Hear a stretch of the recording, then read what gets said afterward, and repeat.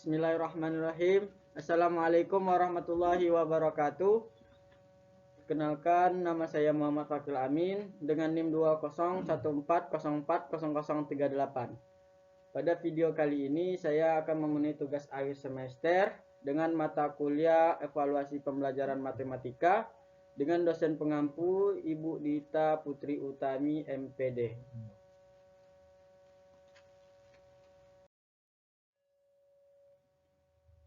Adapun pokok pembahasan yang akan kita bahas yaitu yang pertama validitas tes dan reliabilitas tes, yang kedua evaluasi analisis tes atau yaitu indeks kesukaran daya pembeda validitas reliabilitas, yang ketiga pengembangan alat evaluasi aspek sikap, dan yang materi yang keempat pengembangan alat evaluasi aspek dan keterampilan, dan materi yang kelima menskor dan menilai dengan acuan, yang keenam yaitu tindak lanjut hasil evaluasi.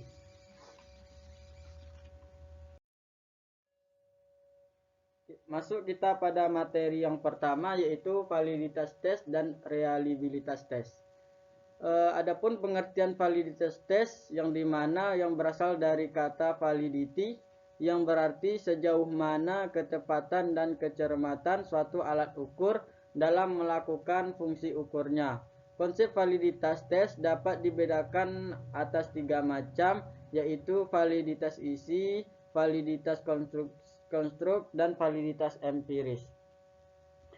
Yang pertama tadi validitas isi, yaitu dalam tes ini dianggap valid apabila butir-butir tes itu mencerminkan keseluruhan konten atau materi yang diujikan atau yang seharusnya dikuasai secara proporsional. Atau validitas isi mendasarkan pada analisis logika, tidak merupakan suatu koefisien validitas yang dihitung secara statistika. Yang kedua tadi validitas konstruk atau disebut dengan konstruk validity, yang dimana validitas yang mempermasalahkan seberapa jauh butir-butir tes mampu mengukur apa yang benar-benar hendak diukur sesuai dengan konsep khusus atau definisi konseptual yang telah ditetapkan. Yang ketiga yaitu validitas empiris, yang dimana validitas berdasarkan kriteria, baik kriteria internal maupun kriteria eksternal. Validitas empiris diperoleh melalui hasil uji coba tes kepada responden yang setara dengan responden yang akan dievaluasi atau diteliti. Kemudian adapun untuk teknik-teknik validitas tes yang terdiri dari 5 validitas. Yang pertama yaitu validitas muka atau disebut dengan face validity, yang dimana tipe validitas ini yang paling rendah signifikasinya karena hanya didasarkan pada penilaian selintas mengenai isi alat ukur. Apabila isi alat ukur tersebut telah tampak sesuai dengan apa yang ingin diukur, maka dapat dikatakan validitas ini telah terpenuhi. Kemudian adapun yang validitas yang kedua yaitu validitas isi, yang dimana validitas ini dilihat dari segi tes itu sendiri sebagai alat ukur hasil belajar. Sejauh mana hasil belajar seperti didik isinya sudah dapat mewakili secara menyeluruh terhadap materi yang seharusnya diujikan. Dalam prakteknya, validitas isi dari suatu hasil belajar dapat diketahui dengan membandingkan antara isi terkandung dalam tes hasil belajar dengan tujuan instruksional khusus yang sudah ditentukan oleh masing-masing mata pelajaran itu sendiri. Kemudian yang ketiga, adapun validitas yang ketiga yaitu validitas empiris atau disebut dengan empirical validity, yang dimana validitas ini yang berkenaan dengan hubungan antara skor dengan suatu kriteria. Kriteria tersebut ialah diukur yang bebas dan langsung dengan apa yang ingin diramalkan oleh pengukuran tersebut. Sebuah instrumen dapat dikatakan memiliki validitas empiris apabila sudah diuji dalam pengalamannya. Kemudian yang keempat yaitu validitas faktor atau disebut dengan factorial validity, yang dimana korelasi antara alat ukur dengan faktor-faktor yang bersamaan dalam suatu kelompok atau ukuran-ukuran perilaku lainnya. Validitas ini diperoleh dengan menggunakan teknik analisis faktor. Fungsi dari validitas faktor ini adalah untuk mengetahui kevalidan dari pokok-pokok bahasan atau materi. Adapun yang kelima yaitu validitas konstruksi, yang dimana konstruksi ini validitas yang ditilik dari segi susunan, kerangka atau rekaan suatu tes. Memiliki validitas konstruksi jika tes hasil belajar tersebut ditinjau dari segi susunannya telah dapat secara tepat mencerminkan suatu konstruksi dalam teori psikologis. Kemudian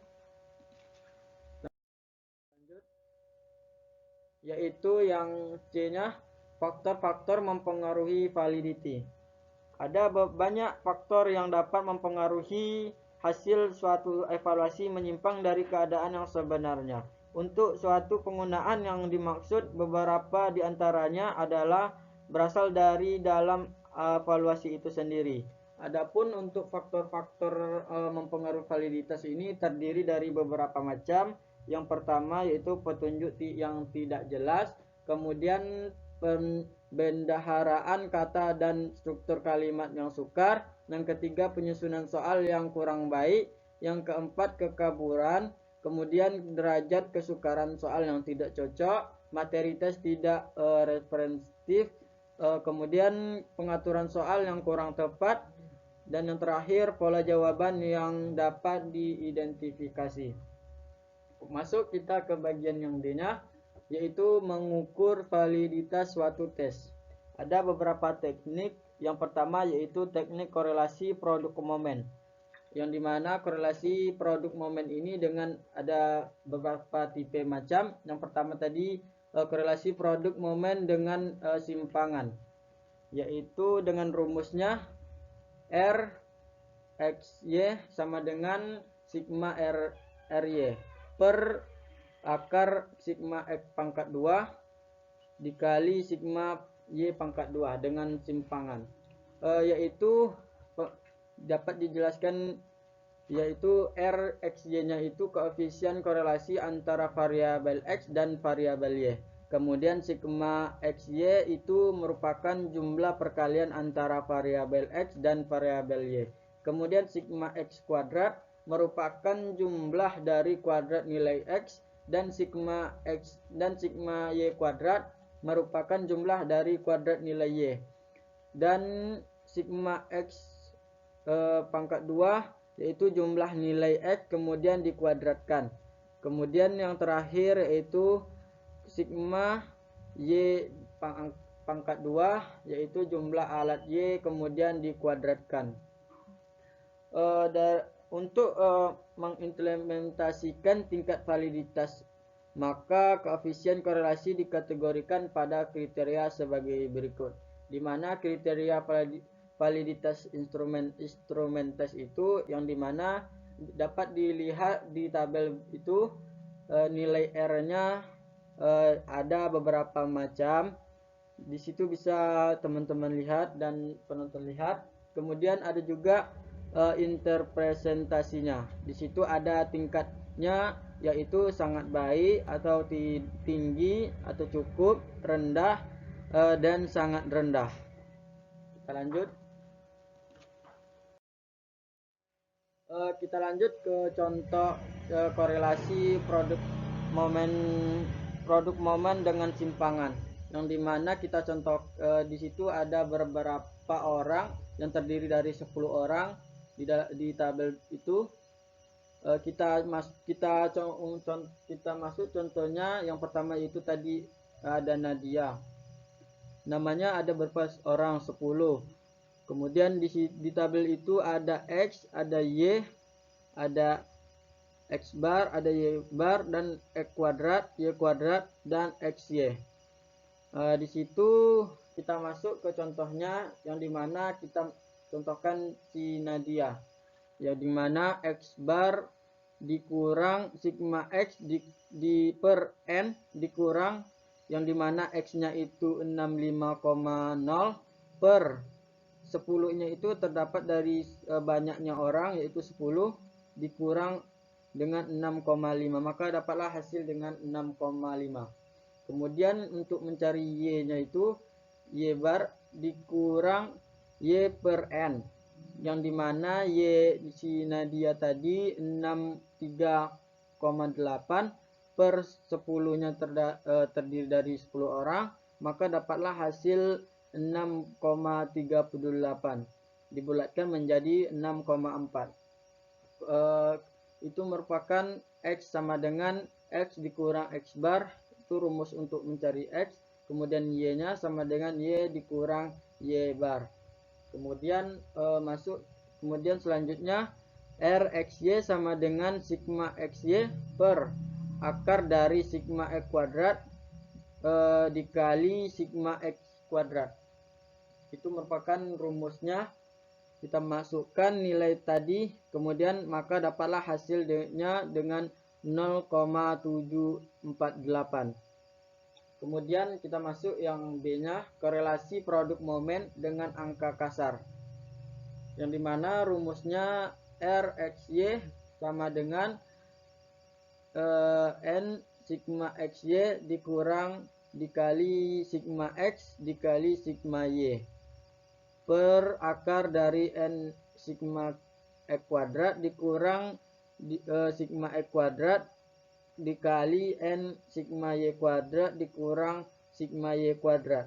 Dengan angka kasarnya tadi itu kan tabelnya ada 10 orang, kemudian kita masukkan rumus yang tadi dan memperoleh hasil nilai RXY-nya itu merupakan 0,745.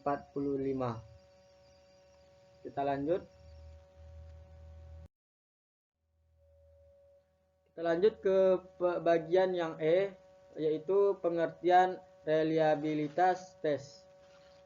Reliabilitas tes berasal dari kata reliable yang artinya dapat dipercaya. Reliable adalah sejauh mana hasil pengukuran dapat dipercaya. Hasil pengukuran harus reliable dalam artian harus memiliki tingkat konsistensi dan kemantapan. Dari beberapa pengertian itu disimpulkan reliabilitas tes merupakan suatu alat ukur yang digunakan untuk mengetahui konsistensi pengukuran tes. Hasilnya menunjukkan tetap tidak berubah-ubah. Reliabilitas mengacu pada keejangan hasil evaluasi, yakni konsisten skor tes dari masa ke masa. Kemudian masuk kita untuk teknik-teknik reliabilitas tes. Ada beberapa macam teknik-teknik reliabilitas tes. Yang pertama, reliabilitas tes ulang atau disebut dengan tes retest reliability, yang dimana di situ ada dua rumus. Yang pertama itu ada rumus KR20, kemudian ada juga di sebelahnya itu ada rumus KR21. Kita masuk untuk yang kedua, reliabilitas belah dua atau disebut dengan Spielhaft reliability. Di sini terdapat dua macam. Yang pertama itu ada rumusnya itu ada dua macam. Yang pertama ada formula Sperman-Brown, yang kedua formula Plagan. Di situ ada beberapa rumusnya. Ada rumus di bawahnya.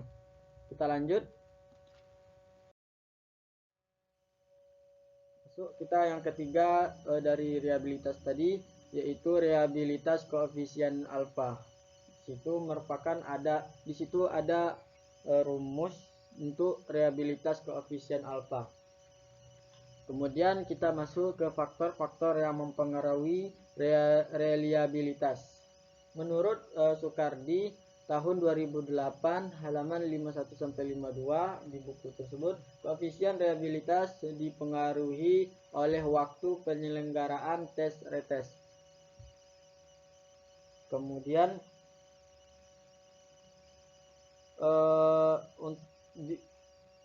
tes dan retest. Faktor-faktor lain yang mempengaruhi reliabilitas suatu tes sebagai berikut. Yang pertama itu ada panjangnya tes, yang dimana semakin panjang suatu tes evaluasi, semakin banyak jumlah item materi pembelajaran yang diukur. Kemudian yang kedua, penyebaran skor, yang dimana semakin tinggi sebaran skor dalam kelompok siswa, maka semakin tinggi estimasi koefisien reliable atau kesulitan tes atau objektivitas. Kemudian untuk yang hanya mengukur reliabilitas suatu tes, di mana untuk mengukur suatu reliabilitas tes itu seorang guru hendak melihat reliabilitas tes yang telah dibuatnya. Setelah melakukan 2 kali pengukuran didapatkan skor tes sebagai berikut. Di situ bisa teman-teman lihat ada tabel, yaitu terdiri dari subjek, hasil tes pertama atau kita sebut aja X1, kemudian hasil tes kedua atau kita sebut dengan X2. Itu terdiri dari A sampai J, yang mana N-nya itu sama dengan 10. Kemudian kita misalkan untuk hasil tes pertamanya itu dari 40 sampai dengan 40, yang terdiri dari yang ada acak-acakan 40, 43, 39, 52, 50, 44, 44, 51, 48, 47. Kemudian untuk hasil tes yang kedua 42, 43 dan seterusnya. Untuk mencari sigma X1 sama dengan 5, 4, 58, kemudian sigma X1 akar pangkat 2 sama dengan 21.160, kemudian sigma X1 dan X2 yaitu sama dengan 21.090.000. Kemudian selanjutnya kita masuk ke formula korelasi produk momen, yang dimana di situ untuk mencari R pangkat R tersebut, maka dibutuhkan rumus, yang dimana rumusnya R sama dengan N sigma XY dikurang sigma X sigma Y, sigma X sigma Y per akar dari N sigma X kuadrat dikurang sigma X kuadrat N sigma dikali X N sigma Y kuadrat dikurang sigma Y kuadrat. Kemudian kita masukkan nilai yang di tabel tersebut, maka dapatlah hasilnya 0,954. Kita lanjut. Masuk kita ke materi yang selanjutnya, yaitu materi yang kedua tentang analisis tes atau indeks kesukaran, daya pembeda, validitas dan reliabilitas, yang dimana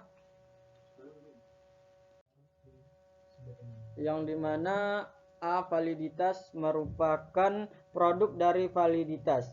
Validitas adalah suatu proses yang dilakukan oleh penyusunan atau pengguna instrumen untuk mengumpulkan data secara empiris guna mendukung kesimpulan yang dihasilkan oleh skor instrumen. Sedangkan validitas adalah kemampuan suatu alat ukur untuk mengukur sasaran ukurnya.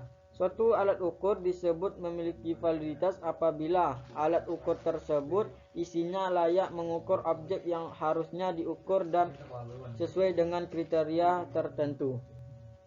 Kemudian secara empiris guna mendukung kesimpulan yang dihasilkan. Ada beberapa validitas tes belajar adalah proses yang dilakukan oleh penyusunan oleh skor instrumen. Kemudian sedangkan validasi adalah suatu proses yang dilakukan oleh penyusunan atau oleh skor instrumen. Kemudian sedangkan untuk validitas adalah kemampuan suatu alat ukur untuk mengukur sasaran ukurnya. Ada beberapa macam validitas untuk tes hasil belajar. Yang pertama, validitas logis, yaitu validitas yang arti penalaran, sehingga validitas logis untuk suatu instrumen evaluasi menunjukkan pada kondisi bagi sebuah instrumen yang memenuhi persyaratan valid berdasarkan hasil penalaran. Kemudian ada validitas isi, yang dimana mengandung arti bagi sebuah instrumen menunjukkan suatu kondisi sebuah instrumen yang disusun berdasarkan isi materi pelajaran yang dievaluasi. Kemudian yang ketiga, validitas konstruksi atau konstruksi, yang dimana validitas ini merupakan instrumen menunjukkan suatu kondisi sebuah instrumen yang disusun berdasarkan konstruk aspek kejiwaan yang seharusnya dievaluasikan. Kemudian validitas empiris, yaitu mengandung arti kata pengalaman. Sebuah instrumen dikatakan memiliki validitas empiris apabila sudah diuji dengan pengalamannya. Sebagai contoh, seorang dapat diakui jujur oleh masyarakat lain apabila dalam pengalaman dia diakui memang jujur. Kemudian yang selanjutnya, validitas konstruen, yang dimana disebut juga dengan validitas yang ada sekarang tetapi lebih dikenal dengan validitas empiris. Sebuah instrumen dikatakan memiliki validitas empiris jika hasilnya sesuai dengan pengalaman. Jika ada hasil yang dipasang dengan hasil pengalaman selalu mengenai hal yang telah lampau sehingga data pengalaman tersebut sekarang sudah ada. Kemudian validitas prediksi, yaitu prediksi artinya meramal, yang dimana dengan meramal selalu mengenai hal yang akan datang jadi sekarang belum terjadi. Sebuah tes dikatakan memiliki valid prediksi apabila mempunyai kemampuan untuk meramal apa yang terjadi pada masa yang akan datang. Kita lanjut.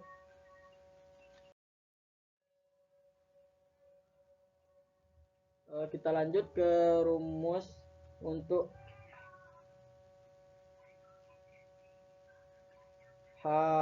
validitas item tes hasil belajar, yang dimana rumusnya R XY sama dengan N sigma XY dikurang sigma Y X dikurang sigma X dan sigma Y per dibagi akar dikali N sigma X kuadrat dikurang sigma X kuadrat dikali N sigma Y kuadrat dikurang sigma Y kuadrat, yang dimana RXY nya merupakan koefisien korelasi yang N-nya banyaknya subjek. Kemudian untuk sigma X nya yaitu jumlah skor item, kemudian sigma Y nya merupakan jumlah skor total, dan sigma XY nya merupakan jumlah perkalian skor item. Kemudian sigma X kuadrat merupakan jumlah koordinat skor item. Kemudian yang terakhir sigma Y kuadrat merupakan jumlah kuadrat skor item. Adapun penyebab validitas itu sendiri yaitu keterwakilannya konstruk, yang mana menunjukkan bahwa yang diukur dalam penilaian tidak mencakup dimensi penting dari konstruksi itu sendiri. Kemudian penyimpangan keragaman konstruk, artinya bahwa instrumen tersebut mengukur terlalu banyak variabel tersebut tidak relevan terhadap isi konstruksi itu sendiri. Kita lanjut. Yang B-nya merupakan reliabilitas, yang dimana reliabilitas instrumen adalah keadaan instrumen yang menunjukkan hasil pengukuran reliabel atau disebut dengan tidak berubah-ubah. Instrumen yang reliabel ini adalah instrumen yang apabila digunakan untuk mengukur subjek atau objek yang sama pada waktu yang berbeda, dan pengukuran dilakukan oleh orang yang berbeda, hasilnya tetap sama. Beberapa faktor penting yang mempengaruhi reliabilitas tes ini terdiri dari 5. Yang pertama, kemampuan peserta tes atau subjek uji coba. Kemudian yang kedua, semakin besar jumlah peserta tes, semakin besar pula reliabilitasnya. Ketiga, panjang pendeknya tes. Keempat, evaluasi yang subjektif juga akan menurunkan reliabilitas. Dan yang kelima, hal yang berhubungan dengan penyelenggaraan tes. Kemudian untuk C-nya, indeks kesukaran. Soal yang baik adalah soal yang tidak terlalu mudah untuk tidak terlalu sukar. Soal yang terlalu mudah tidak merangsang siswa untuk mempertinggi usaha untuk pemecahannya. Sebaliknya, soal yang terlalu sukar akan menyebabkan siswa menjadi putus asa dan tidak mempunyai semangat untuk mencoba lagi karena di luar jangkauannya. Adapun untuk rumus mencari indeks kesukaran ini, yaitu proporsionnya kita buat di situ P, singkatan dari P, kemudian sama dengan X merupakan number of access per N merupakan sample size, atau kita buat indeks kesukaran yang dimana P sama dengan B per JS, yang dimana P itu merupakan indeks kesukaran, B merupakan banyaknya siswa yang menjawab soal itu dengan betul, dan yang JS-nya merupakan jumlah seluruh siswa peserta tes.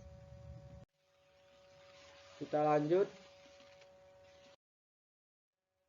yaitu yang D merupakan daya pembeda. Daya pembeda soal yaitu kemampuan suatu soal untuk membedakan antara siswa yang berkemampuan tinggi dengan siswa yang berkemampuan rendah. Ada 3 titik pada daya pembeda itu. Bagi suatu soal yang dapat dijawab benar oleh siswa berkemampuan tinggi dan siswa berkemampuan rendah, maka soal itu tidak baik karena tidak punya daya pembedanya. Kemudian demikian juga jika semua kelompok bawah menjawab salah dan siswa berkemampuan tinggi juga sama-sama menjawab salah, maka soal itu tidak mempunyai daya pembeda sama sekali. Cara untuk menentukan daya pembeda yaitu dengan cara menentukan daya pembeda perlu dibedakan antara kelompok kecil atau kurang dari 100 dan kelompok besar yaitu 100 orang ke atas. Kemudian kita rumuskan, adapun rumus untuk mencari daya pembeda menurut Daryanto yaitu BA dikurang BB per JA dikurang JB sama dengan PA dikurang PB, atau kita sebut bikin D sama dengan BA dikurang BB per JA. Kita lanjut. Kita masuk ke materi yang ketiga yaitu langkah-langkah pengembangan alat evaluasi aspek sikap. Untuk pengertiannya yaitu secara bahasa evaluasi berarti penilaian. Adapun untuk secara istilah yaitu kegiatan terencana untuk mengukur nilai dan keberhasilan suatu program. Kemudian ada menurut beberapa ahli, di sini saya cuma mengambilnya satu, yang dimana mengatakan bahwa evaluasi adalah penaksiran terhadap pertumbuhan dan kemajuan ke arah tujuan atau nilai-nilai yang telah ditetapkan.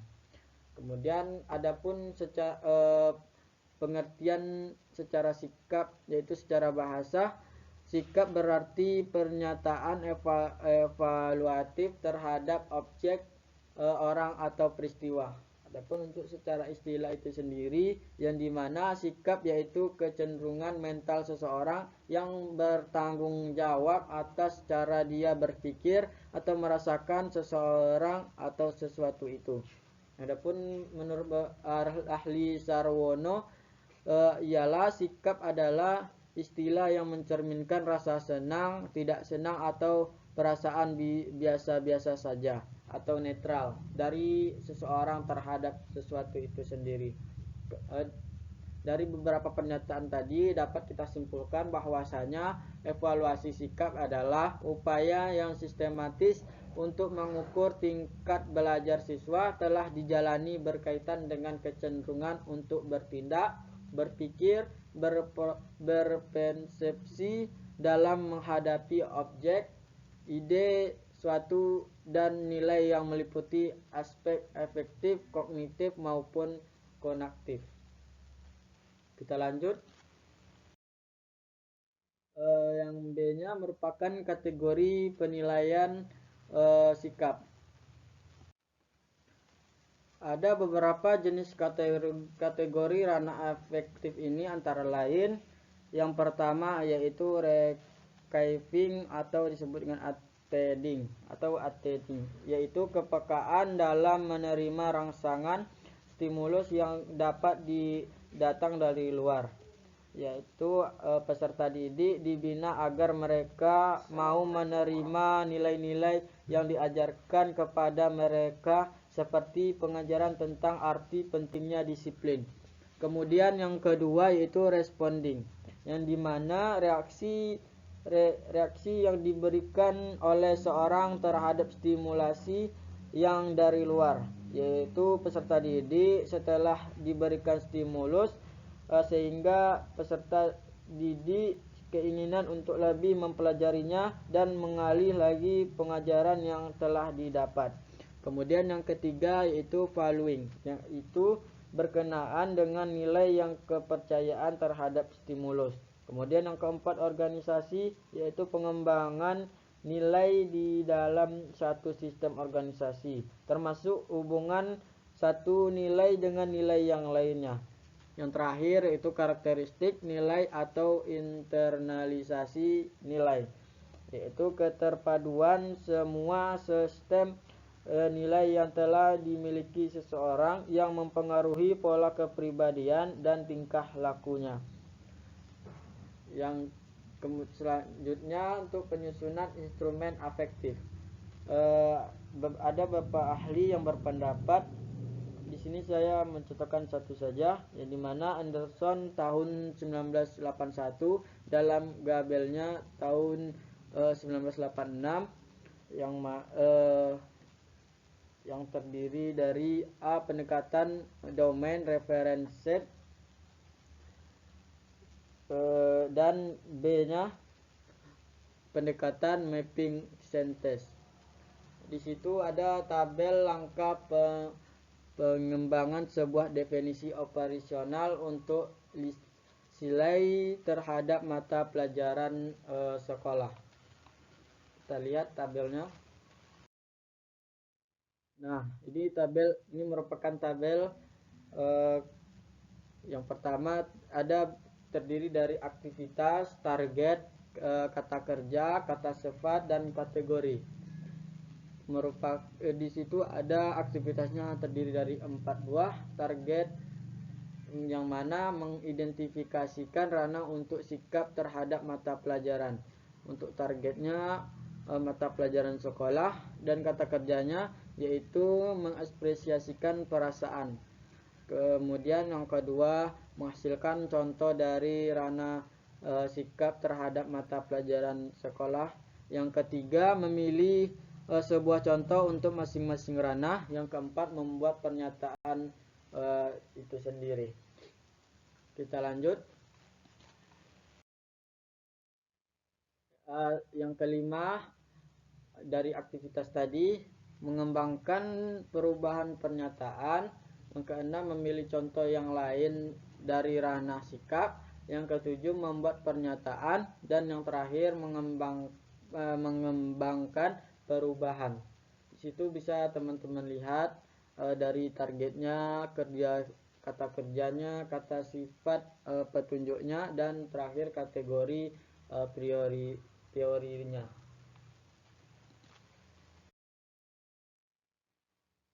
Masuk ke ilustrasinya. Langkah-langkah pendekatan domain referensi ialah sebagai berikut.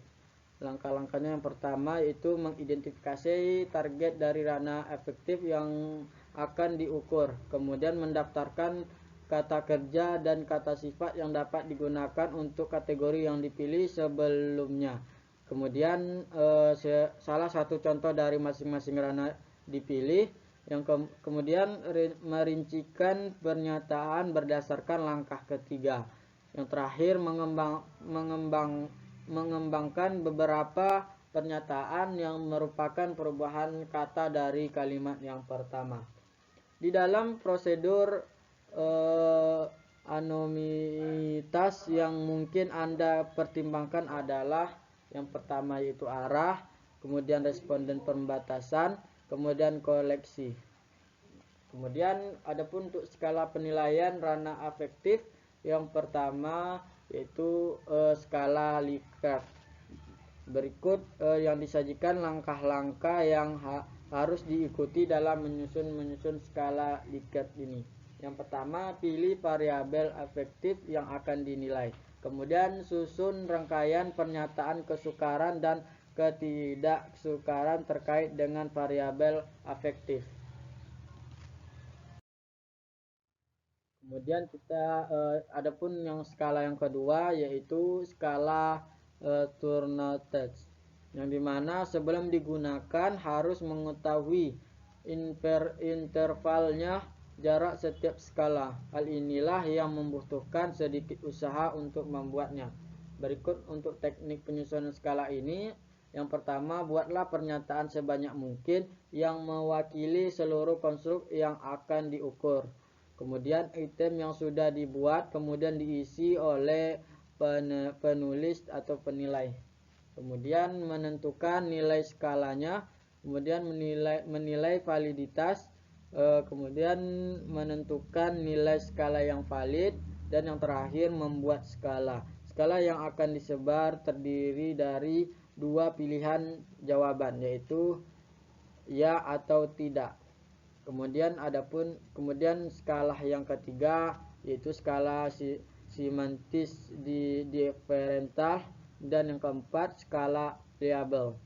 Untuk langkah-langkah penilaian sikap ini terdiri dari beberapa macam. Yang pertama, sikap terhadap mata pelajaran, kemudian sikap positif terhadap belajar, yang ketiga sikap positif terhadap diri sendiri, kemudian sikap positif terhadap perbedaan. Dari sekian banyaknya penilaian, adapun untuk pentingnya penilaian sikap itu dalam pendidikan, perlu diadakannya evaluasi terhadap sikap yang dikarenakan pertama, praktek evaluasinya terhadap pendidikan dan proses pembelajaran yang terjadi sekarang lebih menekankan pada aspek kognitif. Kedua, sikap memiliki berbagai fungsi. Yang pertama, fungsi instrumental, yaitu mengekspresikan keinginan umum kita untuk mendapatkan manfaat atau hadiah dan menghadapi hukuman. Kemudian yang kedua, fungsi pengetahuan, yaitu membantu kita memahami dunia yang membawa keteraturan bagi berbagai informasi yang harus kita amalkan dalam kehidupan kita sehari-hari.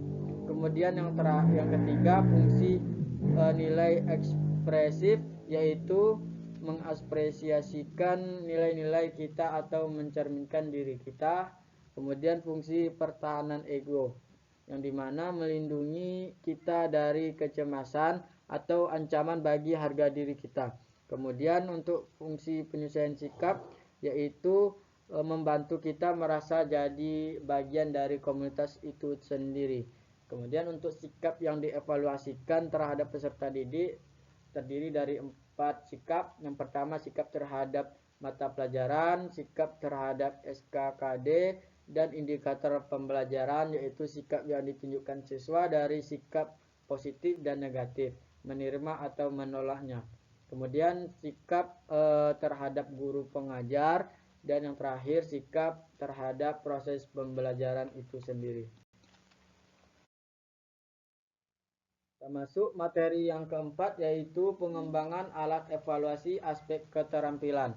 Penilaian keterampilan. Pengertian penilaian keterampilan yaitu penilaian yang dilakukan untuk mengukur kemampuan peserta didik dalam menerapkan pengetahuan dalam melakukan tugas tertentu di berbagai macam konteks sesuai dengan indikator pencapaian kompetensinya. Adapun indikator untuk mengukur kemampuan tersebut ialah beberapa aspek pedagogis maupun akademik guru, yaitu aspek kemampuan dalam mengelola pembelajaran di kelas, aspek pengembangan dari aspek penguasaan akademik. Kemudian adapun untuk teknik penilaian keterampilan itu bisa dilihat di tabel itu, yang dimana penilaian keterampilan terdiri dari 4 buah, yaitu ada praktik, produk, project, dan portofolio. Untuk praktiknya merupakan mengukur capaian pembelajaran yang berupa keterampilan proses, dan untuk produknya mengukur capaian pembelajaran yang berupa keterampilan dalam membuat produk-produk. Kemudian yang ketiga project, yang dimana mengukur kemampuan siswa dalam mengaplikasikan pengetahuannya. Kemudian yang terakhir portofolio, yang dimana simpel karya siswa terbaik dari KD pada KD 1 untuk mendeskripsikan pencapaian kompetensi keterampilan atau disebut dengan dalam suatu semester. Lanjut. Berikut adalah uraian singkat mengenai teknik-teknik penilaian keterampilan itu sendiri, yang dimana terdiri dari 4 buah penilaian. Penilaian praktik. Penilaian praktik ialah penilaian menuntut respon berupa keterampilan melakukan suatu aktivitas sesuai dengan tuntutan kompetensinya. Kemudian penilaian produk. Penilaian terhadap keterampilan peserta didik dalam mengaplikasikan pengetahuan yang dimiliki ke dalam wujud produk dalam waktu tertentu. Kemudian penilaian project, yang dimana kegiatan untuk mengetahui kemampuan siswa dalam mengaplikasikan pengetahuannya melalui penyelesaian suatu instrumen project dalam periode. Kemudian yang keempat, penilaian portofolio, yaitu penilaian yang dilakukan dengan cara menilai kumpulan seluruh karya peserta didik dalam bidang tertentu yang bersifat refleksi integratif untuk mengetahui minat, pengembangan prestasi, dan keaktivitas peserta didik dalam kurun waktu tertentu.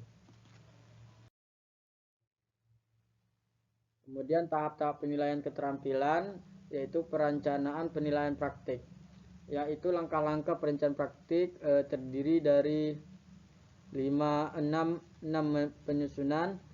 Kemudian yang dimana menentukan kompetensi yang penting untuk dinilai melalui penilaian praktik, menyusun indikator, menyusun kriteria, menyusun tugas yang sesuai, menguji cobakan tugas, menyusun kriteria, kemudian untuk menyusun kisi-kisi, dan penyusunan instrumen.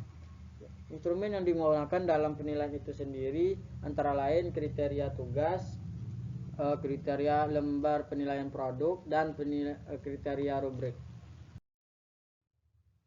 Yang kedua, perencanaan penilaian produk. Adapun untuk langkah-langkahnya terdiri dari 6 buah. Kemudian untuk penyusunan kisi-kisi dan penyusunan instrumen. Adapun untuk kriterianya, kriteria lembar pengamatan, kriteria rubrik.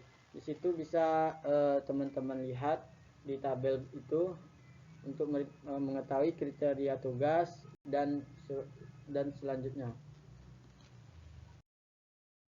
Kemudian yang ketiga, perencanaan penilaian proyek.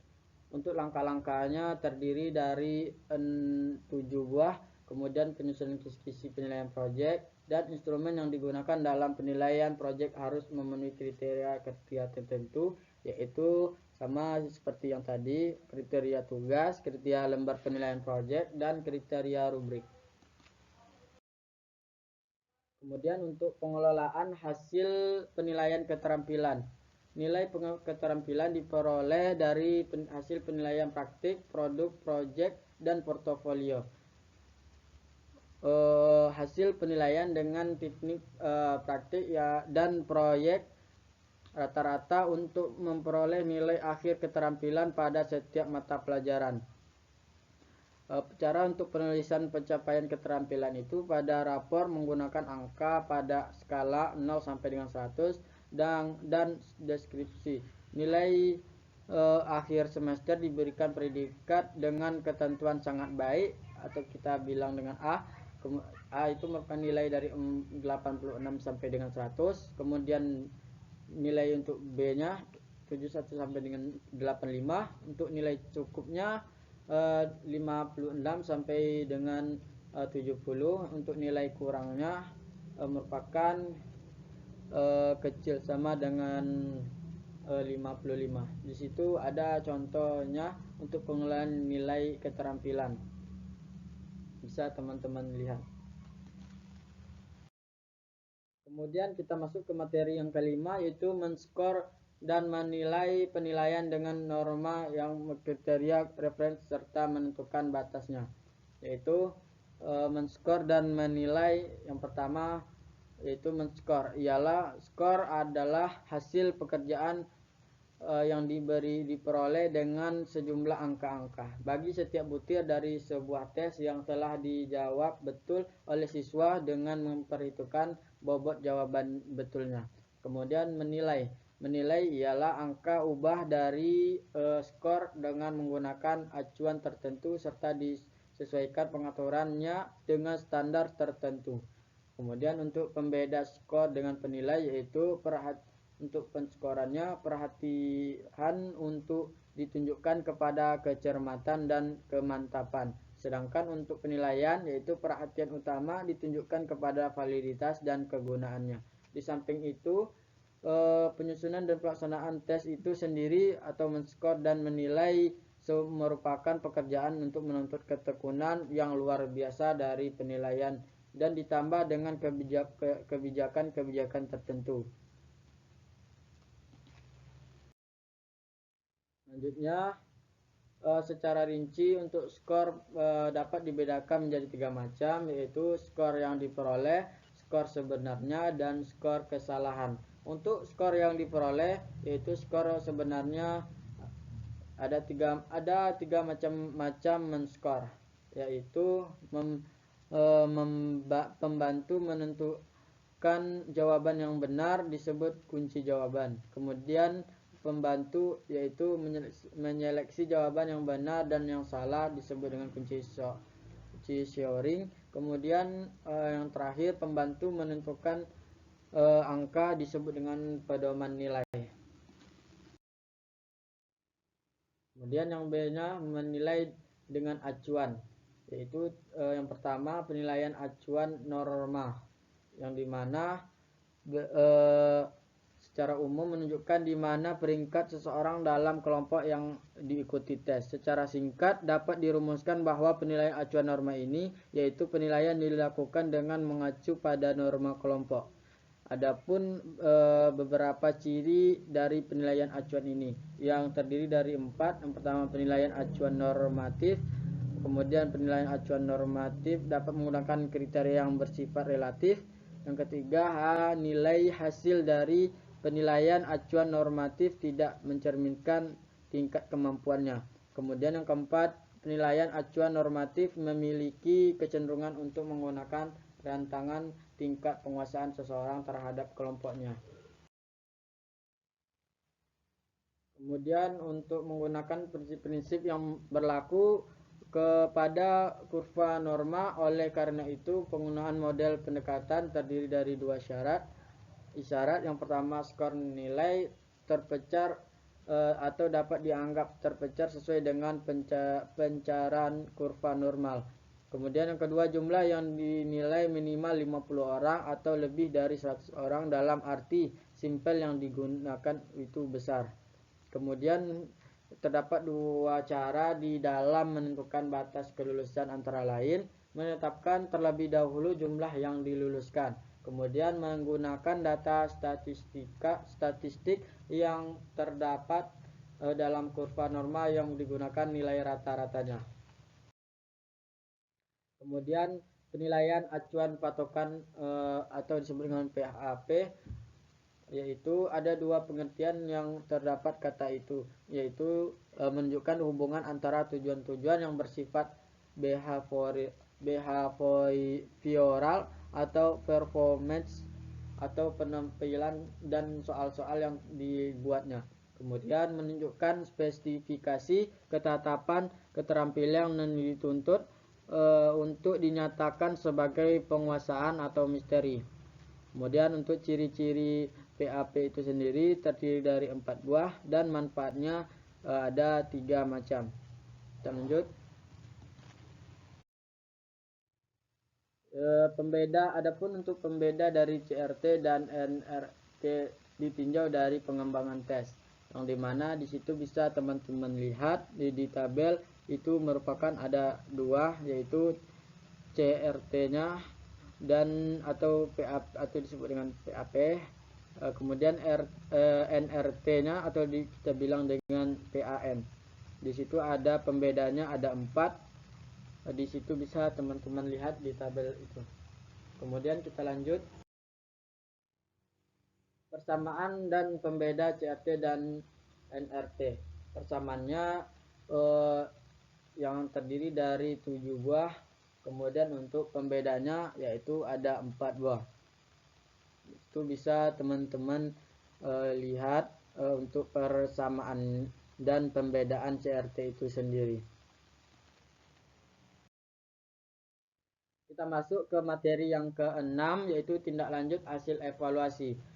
Artinya tindak lanjut merupakan yang dilakukan apabila hasil dari evaluasi pembelajaran kurang sehingga perlu dilakukan tindak lanjut. Evaluasi proses pengajaran tindak lanjut pada dasarnya berkenaan dengan pembelajaran yang akan dilaksanakan selanjutnya dan evaluasi pembelajaran.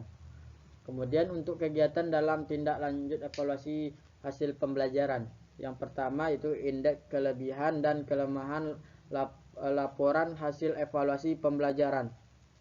Laporan hasil pembelajaran ini perlu dilihat dan dipelajari oleh pengambilan kebijakan pendidikan. Dengan mengetahui hasil laporan, maka kelemahan-kelemahan terjadi di dalam proses pembelajaran akan diidentifikasi secara baik. Kemudian adapun faktor-faktor yang menyebabkan kegagalan atau keberhasilan, yaitu faktor akademik, non akademik dan peserta didik itu sendiri. Kemudian yang kedua penilaian hasil belajar. Kemudian yang ketiga merancang program pembelajaran remedial atau perbaikan. Yang keempat menyusun kisi-kisi. Dan yang kelima yaitu menganalisis hasil evaluasi.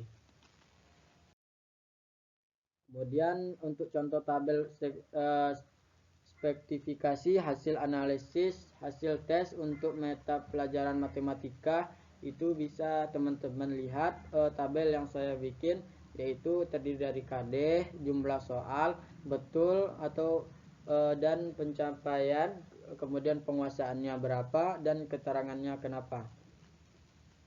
Kita lanjut. Untuk adapun manfaat evaluasi itu sendiri, yaitu salah satu manfaatnya untuk memberikan umpan balik atau feedback kepada semua pihak yang terlibat dalam pembelajaran baik secara langsung maupun tidak langsung. Namun demikian untuk melihat pemanfaatan hasil belajar ini sendiri secara komprehensif, kita dapat meninjau dari berbagai pihak yang berpentingan, yaitu bagi peserta didik, bagi guru, kemudian bagi orang tua, bagi administrator madrasah.